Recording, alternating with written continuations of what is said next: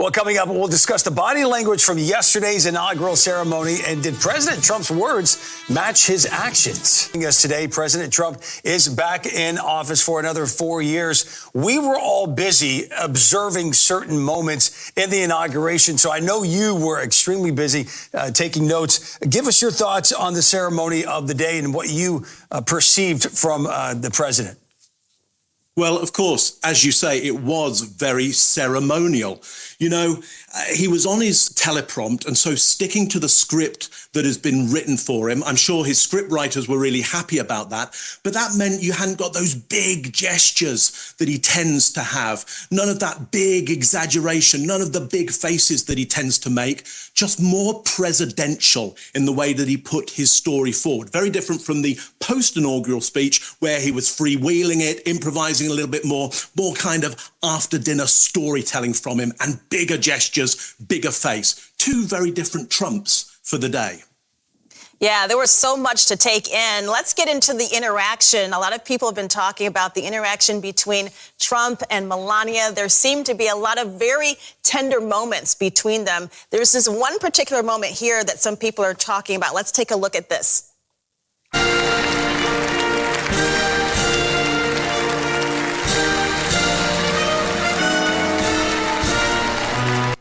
Okay, now, so for those of us ladies who wear hats, we know that it is almost impossible for someone to hug you, let alone kiss you when you're wearing a hat, because there is a very real fear that that hat will topple right off, and it almost moved there in that video.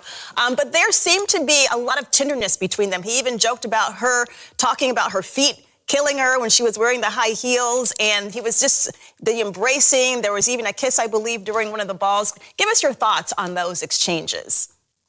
Well, look, ladies, if you know it's going to be a problem to get a kiss in with that hat, please communicate with us. You know, there's a barrier there with this hat. There needed to be maybe a little more communication between the two to say, hey, thinking of wearing this hat, are you thinking of giving me a kiss? Because you're going to have a problem. Because the optic there, though we did see tenderness in the end, the optic there originally was one of a barrier. And that speaks to us that we can't see her eyes underneath that hat. How much are we going to see of her during the presidency? How intimate are they during this? I know that as the day went on, we saw more intimacy between them, but that initial look was a bad-looking optic for people who are looking to see a first couple together and no barriers between them. Just a little more communication there may have helped.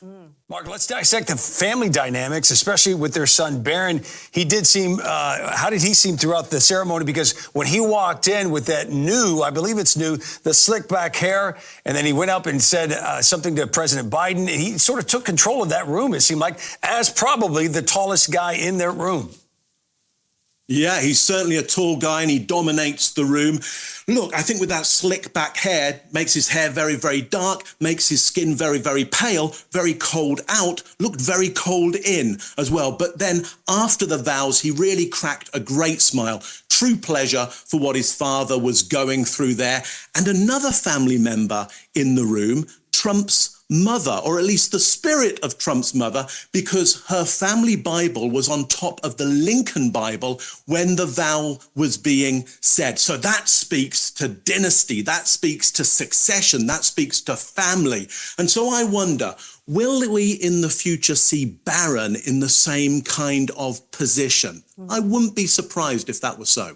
Very interesting. Well, we'll have to wait and see what plays out there. And I think we all had a collective gasp when I think it was Judge Roberts started swearing in Donald Trump, because he started a little early. Melania didn't even have a chance to get next to him, give him time to place his hand on the Bible. So, but once they caught up with each other, hopefully he was able to finish swearing in until the entire family was able to get around him. Mark, thank you so much for your insight. There is so much to break down. I'm sure we're going to talk to you a little bit more as this presidency plays out. Appreciate you. Lovely to be here. Thank you.